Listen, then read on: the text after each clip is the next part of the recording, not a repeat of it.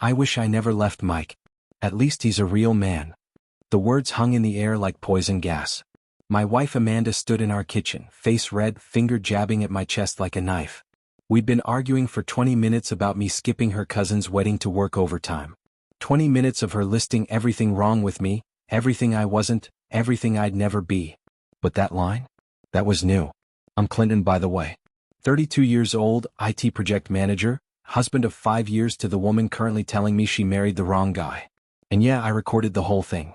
Not because I'm paranoid. Because 3 months ago, Amanda started changing. New clothes I never saw her buy. Phone always face down. Late nights at work events she never mentioned before. My grandfather's voice echoed in my head. 3 years back, Thanksgiving, 2 months before the cancer took him. He'd gripped my hand with surprising strength for a dying man. Clinton, I'm leaving you $47,000. But you listen good, put it in an account with only your name. I've been divorced twice. I know how this goes. Protect yourself. I thought he was being paranoid. Now his wrinkled face felt like prophecy. Amanda was still screaming. You care more about your stupid job than your own wife. Mike would have been there. Mike would have. You still can. My voice came out quiet. Deadly quiet. She stopped mid-sentence. What? You can still marry Mike, Amanda. If that's what you want. My thumb moved across my phone screen. Screenshot. The whole text thread of her rant I'd been recording. Her eyes went wide. What are you doing? Giving you what you want. I opened my messages. Scrolled to Mike's name. Attached the screenshot. Typed, she's all yours, bro. Amanda's face drained of color. Clinton, don't you dare. Sent. Her hands flew to her mouth. For 3 seconds we just stared at each other. Then my phone buzzed. Mike's response loaded on screen. Bro? Amanda lunged for my phone, but I stepped back. Another message appeared. Rachel showed me the DMs Amanda sent me last month. Your wife lives in fantasy land. Get out while you can. 3 screenshots followed. Amanda messaging Mike. Do you ever think about us? I saw you coaching varsity, you looked so happy. Things aren't great with Clinton. I turned the phone toward Amanda. Watched her face crumble. How could you? She whispered. How could I? How could you? I held up the screenshots. You've been texting your ex behind my back? She backed toward the hallway. It's not, you don't understand. Then explain it. But she didn't. She ran to the bathroom and locked the door. Through the wood, I heard her crying. Or maybe hyperventilating. Hard to tell. My phone buzzed again. Another text from Mike. Rachel and I have been together 3 years. Amanda's been trying to slide into my DMs for months. We screenshot everything now. Sorry you're dealing with this. I sat down on the couch, phone in hand, listening to my wife sob in the bathroom. Part of me wanted to feel guilty. The bigger part felt something else entirely. Relief. Because now I wasn't crazy. I wasn't imagining things. And I definitely wasn't the villain she'd been making me out to be. Amanda's phone, left on the kitchen counter, lit up with a text. The preview showed on the lock screen. John, did you tell him yet? I stared at that message for a long time. Who the hell was John? Amanda stayed in that bathroom for 47 minutes. I know because I timed it while sitting on the couch, scrolling through Mike's messages, my brain trying to process what I was reading. Mike had sent more. Not just screenshots of Amanda's messages, but context. Man, Amanda dumped me senior year of college. I was going to be a teacher instead of going into finance like she wanted. She told me I was wasting my potential, that she couldn't be with someone who had no ambition. 3 weeks later, she was dating you. I remembered that. Amanda had told me her ex was emotionally unavailable, and that she'd finally found a real man in me. Guess I was only real until I became inconvenient. Another message from Mike. She doesn't miss me. She misses the fantasy version of me that never existed. The quarterback, the frat president, the guy who was supposed to make 6 figures by 25. When I became a high school coach making $42K a year, I stopped being worth her time. The bathroom door finally opened. Amanda emerged, eyes puffy, mascara streaked down her cheeks like war paint. She looked at me like I'd just burned down an orphanage. I can't believe you sent my private words to him, she said, voice shaking. I can't believe you've been texting him for months. It wasn't like that. Then what was it like, Amanda? I stood up, phone still in hand. Explain the part where you told him things aren't great with me. Explain asking if he thinks about you. She wrapped her arms around herself. You're never home. You're always working. I was lonely. So you ran to your ex? I needed someone to talk to. You have friends. You have your sister. Hell, you have me, or you did before you decided I wasn't man enough. She flinched. Good. She should. Who's John? I asked. Her face went white again. What? John. He texted you while you were having your breakdown in the bathroom. Did you tell him yet? Tell me what, Amanda? He's just a coworker. Try again. She moved toward the bedroom. I can't do this right now. I'm going to my sister's. Running away. Classic. She spun around, and for a second I saw something ugly flash across her face. Something that looked like pure hatred. You're a vindictive asshole, you know that? Sending my words to my ex? What kind of man does that? The kind who's tired of being lied to. She grabbed her purse, her keys, didn't even pack a bag. Just stormed out. The door slammed hard enough to rattle the picture frames. I stood there in the sudden silence of our apartment, wondering how we'd gotten here. 5 years of marriage. 5 years of me thinking we were building something. And apparently she'd been auditioning for her next relationship the whole time. My phone buzzed. Mike again. Hey man, I know this is rough. But you did the right thing. Amanda needs to face reality. Then another message, this one from a number I didn't recognize. Clinton, this is Rachel. Mike's girlfriend. I'm so sorry you're going through this. Amanda sent Mike over 60 messages in the last 2 months. We have all of them saved if you need them for anything legal. Just want you to know, you deserve better. 60 messages. 2 months. I sat back down, suddenly exhausted. My grandfather's face floated through my mind again. That Thanksgiving he pulled me aside after dinner. You see how your grandmother and I fight sometimes? That's normal. But you know what's not normal? When someone makes you feel crazy for noticing things. When they flip the script and make you the bad guy for asking questions. Watch for that, Clinton. Watch for that. 3 years later, here I was.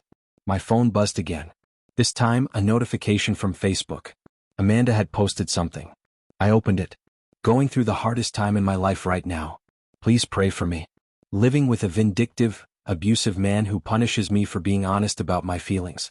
I don't know what to do. Broken heart. Posted 2 minutes ago. Already 14 likes. My chest tightened. Abusive? Abusive? I was reading the comments, people I'd never met offering prayers, calling me a monster, when another notification popped up. Rachel had commented, "Girl, you literally DM'd my boyfriend last month asking if he missed you. Stop playing victim and own your choices." The comments exploded. People demanding context. People defending Amanda. People asking Rachel for receipts. Rachel delivered. Screenshot after screenshot. Amanda's messages to Mike. Time stamps. Everything. The narrative flipped in real time. People started deleting their supportive comments.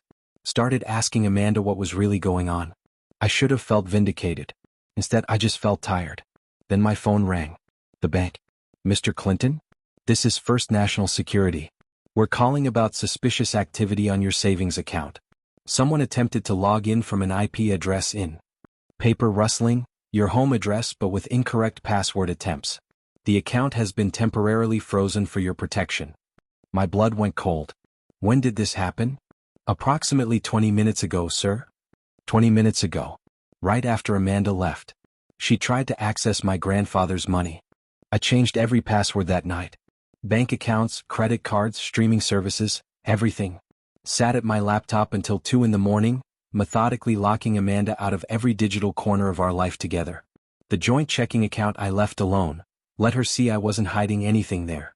But my personal savings, the account with my grandfather's inheritance, that got a new password so complex I had to write it down. Amanda didn't come home that night. Or the next. Her sister Jen called me the second day. Clinton, Amanda's here. She's really upset. I bet she is. She said you humiliated her online. That you sent private messages to her ex to embarrass her. I leaned back in my desk chair, staring at the ceiling. Did she mention why I sent those messages, Jen? Did she mention she's been texting Mike for months? That she tried to break into my bank account? Silence on the other end. Then, quieter, she tried to access your account? Bank called me. Failed login attempts from our home IP right after she left. More silence. Jen had always been the reasonable one in Amanda's family.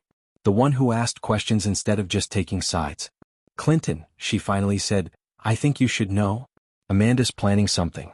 She keeps talking about making you understand and showing everyone who you really are. I don't know what that means, but be careful. Thanks for the heads up. For what it's worth, I'm sorry. I always liked you. The call ended. I sat there wondering what the hell making me understand meant. I found out 6 hours later. My phone started blowing up around 8 p.m. Text messages from people I barely knew. Old college friends. Former coworkers. My cousin in Ohio. All asking if I was okay, if I needed anything, if the allegations were true. What allegations? I opened Facebook. Amanda had posted a novel. A whole manifesto about our marriage.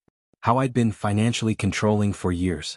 How I monitored her spending, controlled her access to money, isolated her from friends. How I'd weaponized her private feelings by sending her words to people who would hurt her. How she was terrified of me. The post had been up for 2 hours. 263 reactions. 87 comments. My hands shook as I scrolled through them. People I'd never met calling me a narcissist. An abuser. Telling Amanda to run, to press charges, to get a restraining order. Then I saw it. Rachel's comment, posted 30 minutes ago. Amanda, I've stayed quiet but I can't anymore. You sent my boyfriend over 60 messages in 2 months. You asked if he missed you. You asked if he regretted choosing teaching. You asked if he ever wondered, what if? When he didn't respond the way you wanted, you tried to paint yourself as the victim. Now you're doing the same thing to your husband. This isn't abuse. This is consequences. Below Rachel's comment, she'd posted screenshots. Not just of Amanda's messages to Mike, but of something else. Something new. A message from Amanda to Mike from 3 days ago. I'm going to make him sorry. He'll see what happens when you disrespect me. The comments section erupted. People demanding Amanda respond. People apologizing to me. People calling Amanda out. But Amanda didn't respond. She deleted the entire post. 40 minutes later, she blocked me on everything. Facebook, Instagram, even LinkedIn. Like I was the problem. My mom called at 9:30. Clinton, what on earth is going on? Someone sent me a screenshot of Amanda's Facebook post before she deleted it. I explained everything. The fight. The screenshot to Mike. The bank account. The false abuse allegations. Mom was quiet for a long time. Then, son, you need to hear this. 20 years ago, your Uncle Ray married a woman named Simone. Sweet as sugar to everyone. Behind closed doors, she was hell. I'd heard about Simone growing up. The aunt who disappeared with money. Simone called me one day, Mom continued, crying that Ray was abusive, controlling, hiding money. I believed her. Sent her $8,000 to escape. 2 weeks later, Ray showed me bank records. Simone had been gambling. Texting other men. Lying to everyone. That $8,000 disappeared with her. My stomach dropped. Mom, Amanda called you? This afternoon. Said you kicked her out with nothing. That you control all the money. That she's scared of you. Clinton, I almost sent her $5,000. Jesus, Mom. But something felt off. The same feeling I had with Simone. The script was too perfect. Too rehearsed. So I called you instead. I let out a breath I didn't know I was holding. Thank you. That woman is dangerous, Clinton. Not physically. But she's building a narrative. You need to protect yourself. Document everything. We talked for another hour. Mom told me more about Simone, how she turned half the family against Uncle Ray before the truth came out. How Ray had almost lost everything because he didn't keep records. I wasn't making that mistake. After we hung up, I created a folder on my laptop. Started saving screenshots. The bank security alert email. Amanda's deleted Facebook post that 3 people had screenshotted and sent me. Mike and Rachel's messages. Everything. At 11 p.m., my phone buzzed with a text from an unknown number. Clinton, this is Amanda's dad. We need to talk. Family meeting tomorrow night at our house. 7 p.m. Be there. I stared at that message for a solid minute. A family meeting. An intervention. They were going to ambush me. Surround me with Amanda's whole family and try to guilt me into taking her back, into admitting I was the problem, into being the villain in whatever story she'd been telling. I texted back, I'll be there. Then I opened my screenshots folder and started organizing. If they wanted to do this, fine. But I wasn't walking in unarmed. Amanda's sister's warning echoed in my head. She's planning something. Tomorrow night I'd find out what. My phone buzzed one more time. A text from Amanda herself, from a new number I didn't have saved. I want a divorce. 4 words. No explanation. No emotion. Just a cold demand. I typed back, okay. 3 dots appeared. Disappeared. Appeared again. Like she was typing and deleting, typing and deleting. Finally, that's it? Just okay? You want a divorce? I'm agreeing. What else is there to say? The three dots danced for 2 full minutes, then stopped. No response. I set my phone down and looked around our apartment. 5 years of marriage contained in these rooms. Photos on the walls. Her books on the shelf. My gaming setup in the corner. A life we'd built together, now just evidence in a war I never wanted to fight. My grandfather's voice came back one more time. The last thing he'd said to me before he died. Clinton, some people will love you for who you are. Others will love you for what you can give them. Learn the difference before it costs you everything. I was learning. Just wish it hadn't taken this long. The family meeting was in 18 hours. I spent the morning at work barely functioning, my mind rehearsing what I'd say, what they'd throw at me, how Amanda had probably spent 2 days poisoning them against me. Then my phone rang. First National Bank again. Mr. Clinton, we wanted to follow up on the security incident. Our system flagged 4 additional login attempts yesterday evening from a different IP address. Do you know anyone in the Riverside area? Riverside. Where Amanda's sister lived. What time were the attempts? Between 9 and 11 p.m.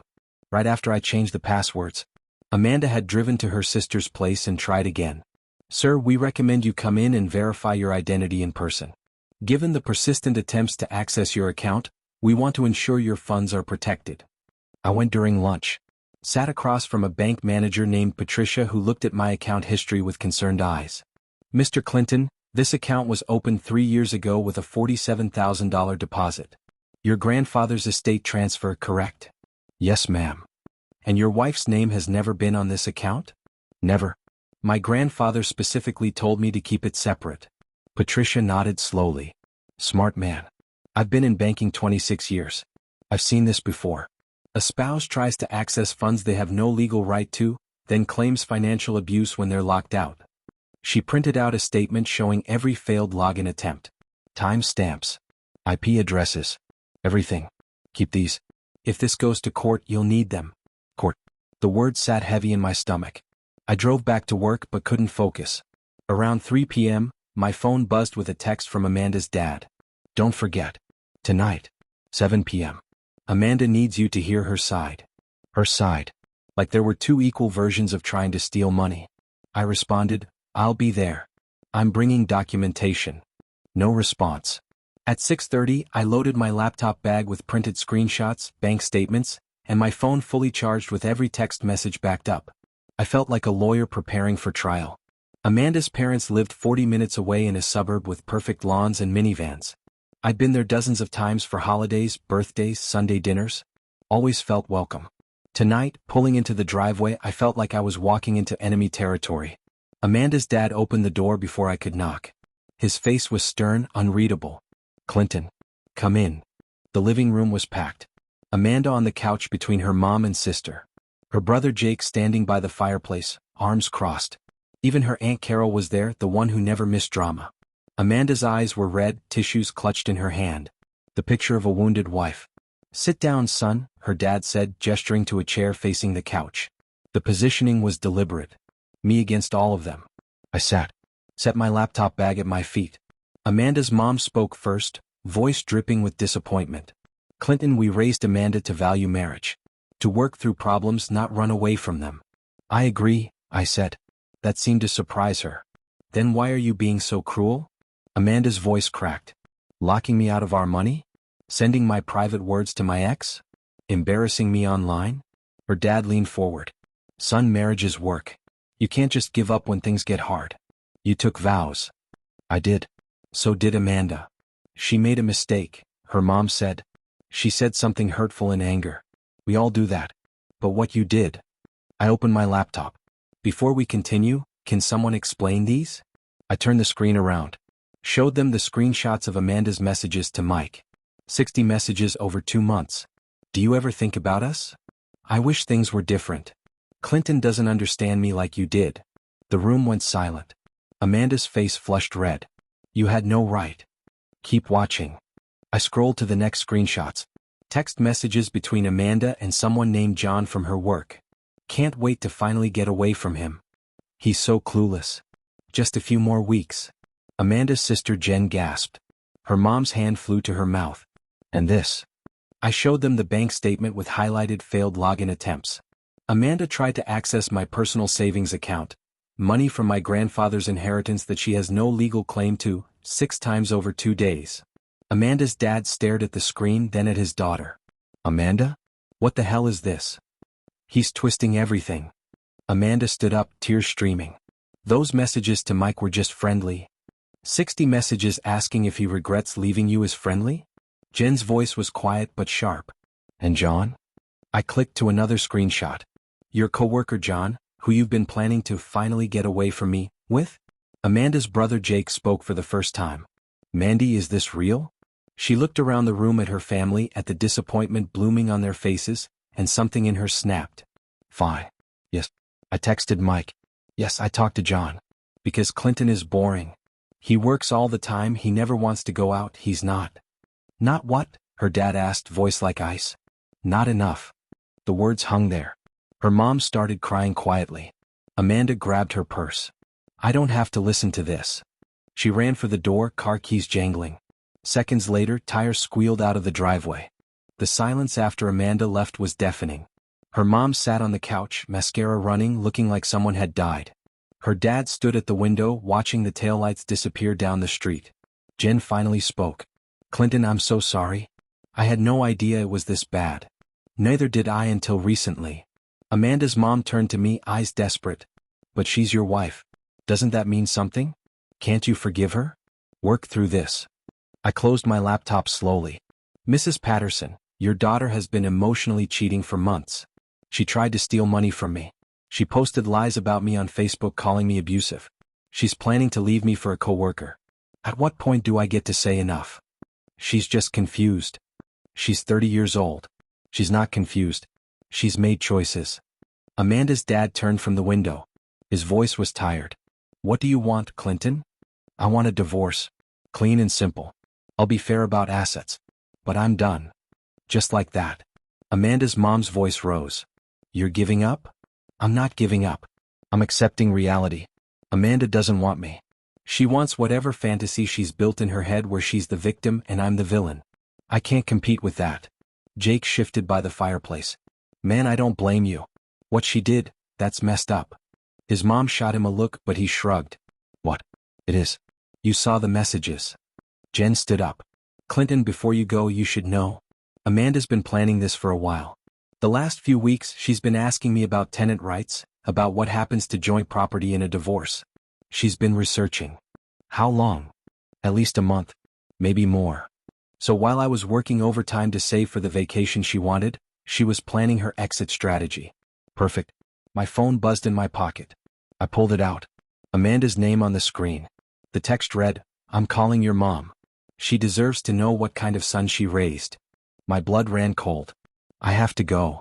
I grabbed my laptop bag and headed for the door. Behind me, Mrs. Patterson called out, Clinton, please just think about this. But I was already outside dialing my mom. She answered on the first ring. Clinton? Amanda just called me. What did she say? That you kicked her out with nothing. That you're controlling all the money. That she's terrified of you. Mom's voice was calm. Too calm. Want to know what I told her? What? I told her I know about Simone. I know about the bank account attempts. I know about Mike and John and the Facebook post. I told her if she ever calls me again with lies, I'll drive to wherever she's staying and tell her exactly what I think of women who manipulate good men. I almost laughed. Almost. She didn't take that well, did she? She hung up on me. Then sent me a text calling me a bitter old woman. Mom chuckled. I'm 56 and I've been married to your father for 34 years. I know the difference between a rocky marriage and a manipulative spouse. Amanda's the latter. We talked while I drove home. Mom told me more about Simone, about how she tried to turn the whole family against Uncle Ray, how she'd called everyone crying with different stories until the truth came out. The thing about people like Amanda and Simone, Mom said, is they believe their own lies. They rewrite history in their heads until they're the hero of every story. You can't reason with that. So what do? Document everything.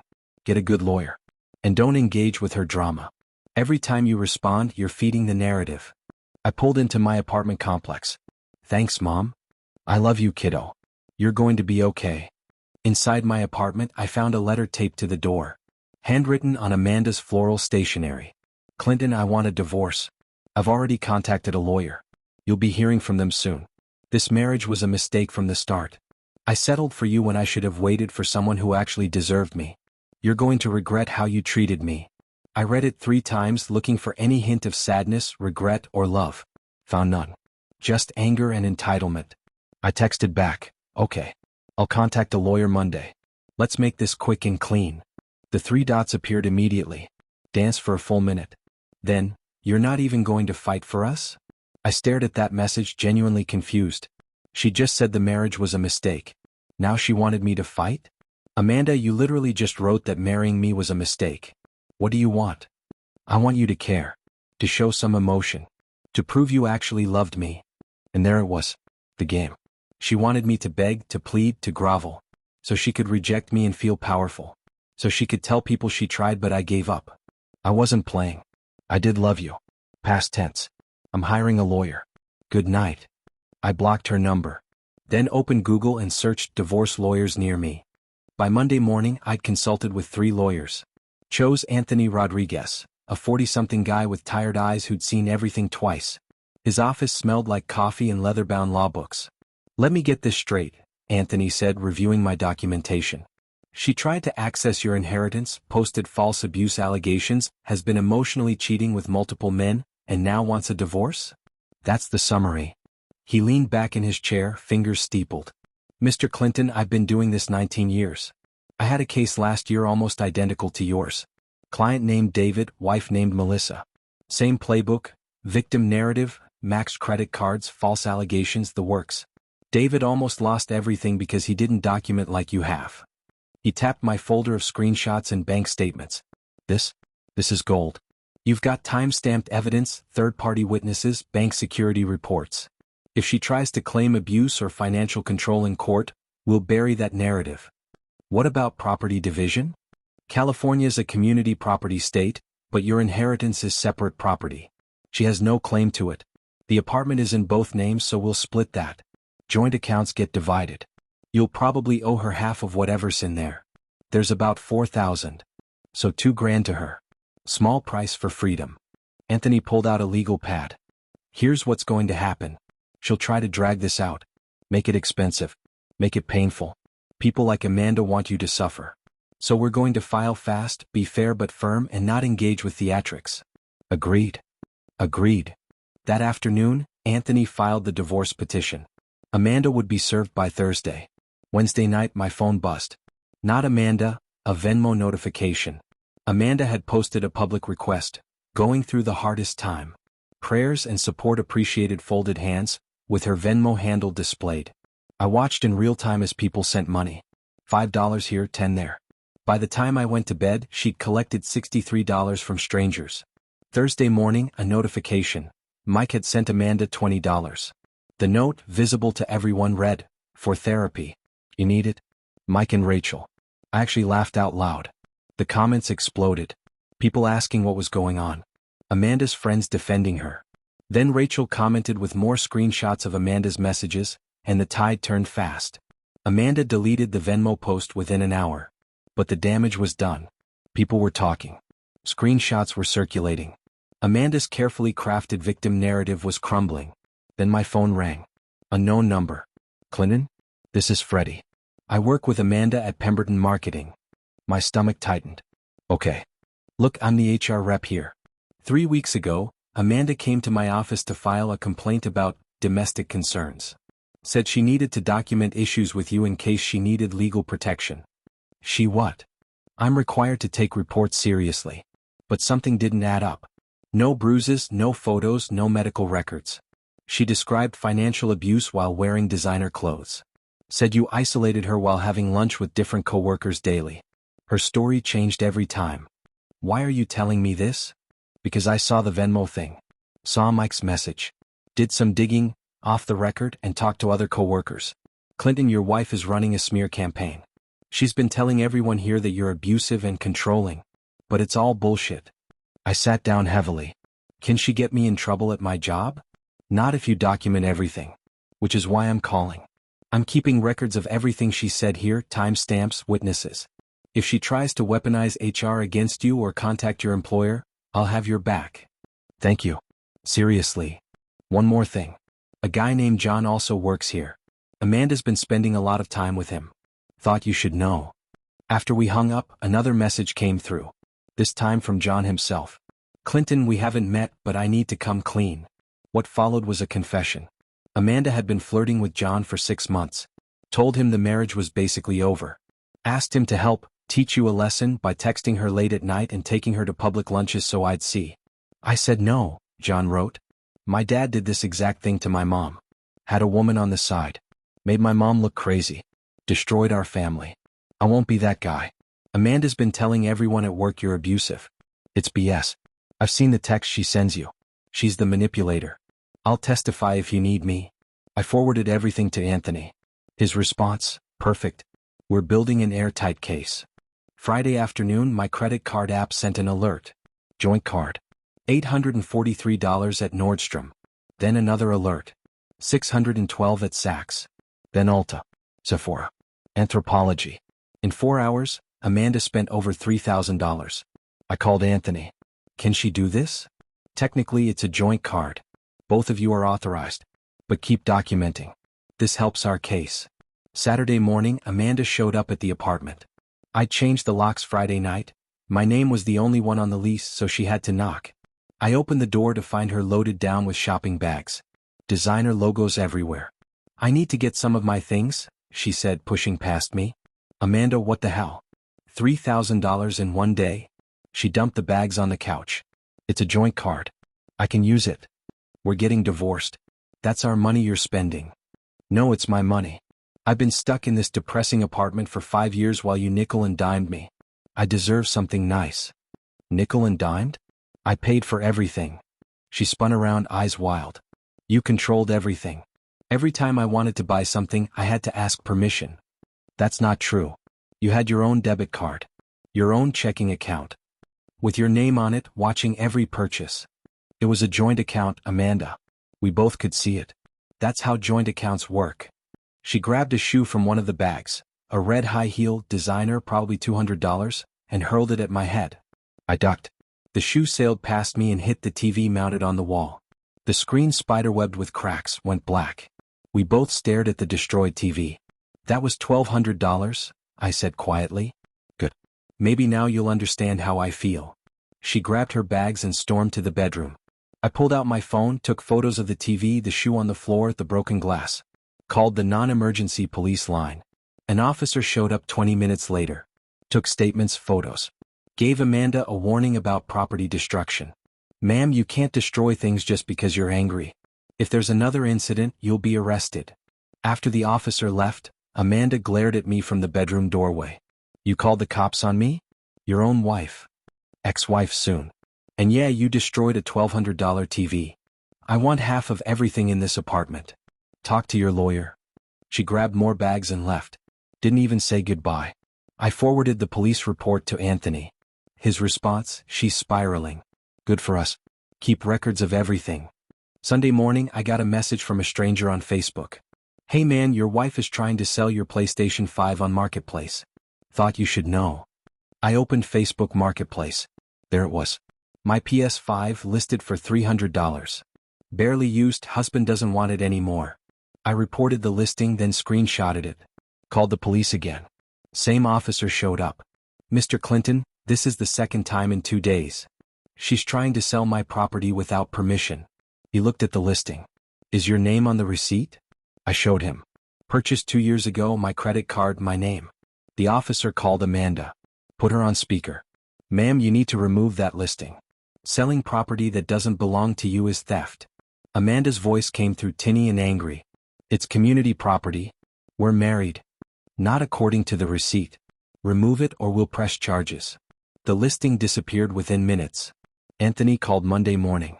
Mediation is scheduled for Friday. Her lawyer is Jane Holloway. She's competent but not aggressive. Thinks we can settle this quickly. Good. I want this over. Clinton, one more thing. Keep your cool during mediation. Amanda's going to try to provoke you. Don't take the bait.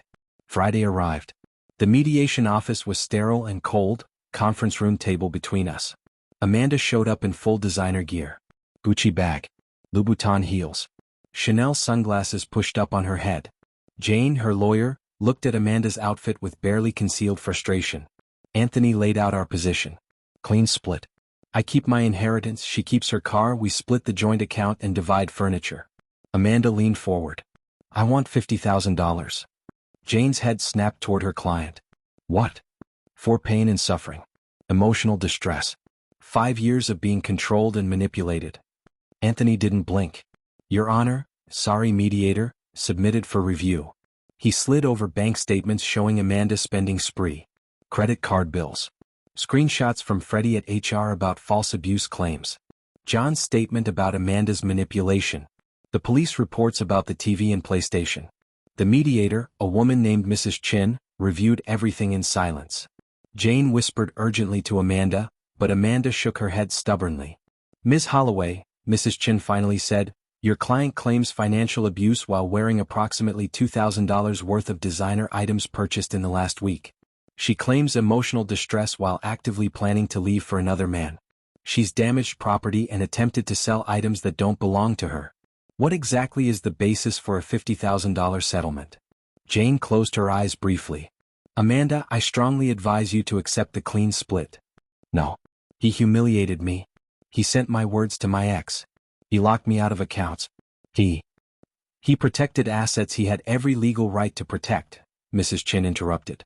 Mrs. Clinton, I suggest you listen to your attorney. Amanda stood up, chair scraping. This is bullshit. You're all against me. She walked out. Jane apologized quietly. I'll talk to her. We'll be back in touch. 3 weeks later, I stood outside the courthouse in a suit I'd bought specifically for this. Anthony beside me, folder thick with documentation. Remember, he said, stay calm. Don't engage. Let me handle everything. We walked into the courtroom. Amanda was already there with Jane, sitting at the defendant's table. She looked different. Thinner. Hair not as carefully styled. The designer clothes were gone, replaced with something more modest. Maybe reality was finally sinking in. The judge, a stern woman named Harrington, reviewed the case file. This should be straightforward. Community property state, no children, short marriage. Why are we here? Jane stood. Your Honor, my client has concerns about asset division and... Your Honor, Anthony interrupted smoothly, we've submitted extensive documentation of the plaintiff's attempts to access separate property, false allegations of abuse and destruction of marital assets. We're asking for a clean split with restitution for damages. Judge Harrington flipped through the file. Studied the police reports, bank statements, witness testimonies from Freddie and John. Mrs. Clinton, the judge said, you attempted to access your husband's inheritance account 6 times? Amanda stood shakily. I thought it was our money. It was separate property clearly documented as inheritance, not marital assets. The judge looked back at the file. You also made false abuse allegations on social media and to HR representatives at your workplace? I was emotional. I didn't mean. You destroyed a television worth $1,200? It was an accident. The police report says you threw a shoe at it intentionally. Amanda sat down, face red. Jane whispered something to her. Amanda shook her head violently. Then Amanda stood again. Your Honor, I need to disclose something. I'm pregnant. The courtroom went silent. My heart stopped. Pregnant? When did you discover this? Judge Harrington asked. This morning. I took a test. Anthony leaned toward me. When's the last time you two were intimate? 6 weeks ago. Maybe 7. The judge looked skeptical. Mrs. Clinton, this is convenient timing. I'm not lying. I'm pregnant. Then you'll have no problem taking a courthouse pregnancy test. We have medical facilities on site. Amanda's face drained of color. What? A pregnancy test. If you're pregnant as you claim, we'll need medical confirmation for custody and support proceedings.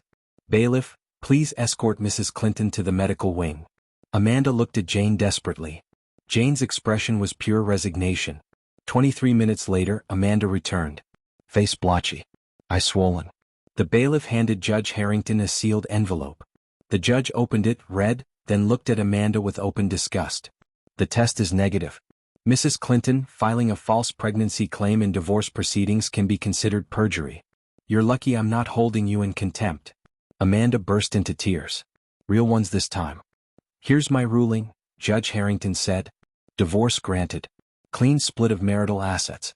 Mr. Clinton retains his separate inheritance. Mrs. Clinton will pay Mr. Clinton $3,200 for property damage and attempted theft. Court dismissed. The gavel came down. It was over. Outside the courthouse, Amanda sat on the steps, mascara running, while Jane stood nearby looking uncomfortable. Freddie was there, having taken the morning off to witness. So was John, standing at a distance. Then a car pulled up. Mike and Rachel stepped out. They were holding hands. Rachel's left hand had a diamond ring. "Oh hey, Amanda," Rachel called out cheerfully. "We just got married yesterday. Wanted to grab lunch near the courthouse to celebrate." Mike waved awkwardly. "Congrats on the divorce, man. Hope you find someone better." They walked past Amanda, still sobbing, on the steps. Amanda looked up at them, at the rings, at their happy faces, and something inside her shattered. She let out a sound I'd never heard before, pure anguish mixed with rage. "This is all your fault," she screamed at me. "You ruined my life." Anthony put a hand on my arm. "Let's go." We walked to his car. Behind us, Amanda's wails echoed off the courthouse steps. "Clinton," Anthony said as we drove away, "you did the right thing. Some people never take responsibility. They just blame everyone else while their life falls apart." I watched the courthouse disappear in the rearview mirror. "Yeah," I said quietly. "I know." 2 weeks after the divorce, I heard through mutual friends that Amanda lost her job, creating a hostile work environment, making false allegations. HR finally had enough. She moved back in with her parents. The Facebook posts stopped. The victim narrative faded. People moved on to the next drama. I started therapy. Twice a week at first, then once. Dr. Morrison helped me process everything: the betrayal, the gaslighting, the realization that I'd been married to someone I never really knew. "You can't fix people who don't want to be fixed," she told me during one session. Amanda was chasing a fantasy. When reality didn't match, she blamed you instead of adjusting her expectations. I took up hiking. Something about being in nature, away from phones and drama and court documents, helped me breathe again. 3 months post-divorce, I was at a coffee shop when a woman struck up a conversation about the book I was reading. "Sarah." "Librarian." Easy smile. We talked for an hour. She asked for my number. I gave it to her. We've been on 3 dates. Nothing serious yet. I'm not ready for serious. But it's nice to talk to someone who doesn't see me as a villain or a meal ticket. Just sees me. Last week, my mom asked if I regretted texting Mike that night. "No," I said without hesitation. That screenshot ended Amanda's fantasy world. She'd built this whole alternate timeline where Mike was the one who got away and I was the mistake. Texting him exposed the truth: Mike never wanted her back. She'd invented the whole thing. "You gave her what she said she wanted," Mom said. "And she couldn't handle it." My grandfather's inheritance sits untouched in that savings account. Sometimes I think about what he'd say if he could see how it all played out. Probably something like, "Told you so, kid. But I'm proud you protected yourself." I'm healing. Slowly. Some days are harder than others. But I'm not angry anymore. Amanda lost everything chasing a fantasy instead of being honest. That's not my fault. That's not my burden. I'm free. And that's enough.